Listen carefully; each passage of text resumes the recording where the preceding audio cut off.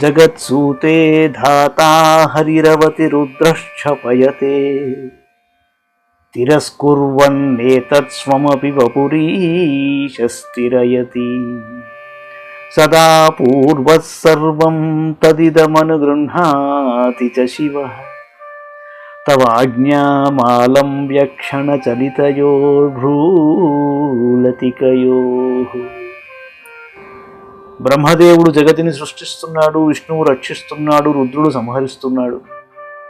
ఈశ్వరుడు దీనినంతటినీ తనతో సహా అంతర్హితం చేస్తున్నాడు. మళ్ళీ సృష్టి ఆరంభంలో సదాశివుడు దీనిని సృష్టికి అనుకూలించు స్థితికి తీసుకుని వస్తున్నాడు. ఇదంతా తీగవలెనున్న నీ కనుబొమల సైగలతో చేయగలుగుతున్నారు అంటారు. ఇక్కడ చాలామందికి ఒక సందేహం కలుగుతుంది. రుద్రుడెవరండి, ఈశ్వరుడెవరండి, మహేశ్వరుడెవడండి, సదాశివుడెవడండి?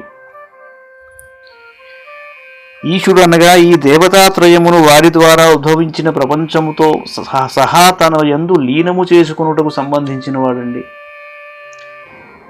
దీనిని సూచించువానిగా ఈశుని సంకేతిస్తారు. దీనినే తిరోధానము అను కృత్యముగా కూడా చెప్పుతురు. ఇంతవరకు సృష్టి, స్థితి, లయ, తిరోధానములను 4 విధములైన కృత్యములు చెప్పబడినవి. ఇంకా పైన అనుగ్రహము అను 5వ కృత్యము కూడా ఉన్నది. ఇంతకు ముందు తెలిపిన 4 కృత్యములను లేదా తత్వములను తన యందు లీనము చేసుకొనుచు జగజ్జనని కనుబొమ్మల సంజ్ఞతో చేసిన ఆజ్ఞను అనుసరించి పునఃసృష్టి కార్యమునంతరం నిర్వహించుటను అనుగ్రహము అను కృత్యముగా చెబుతారు.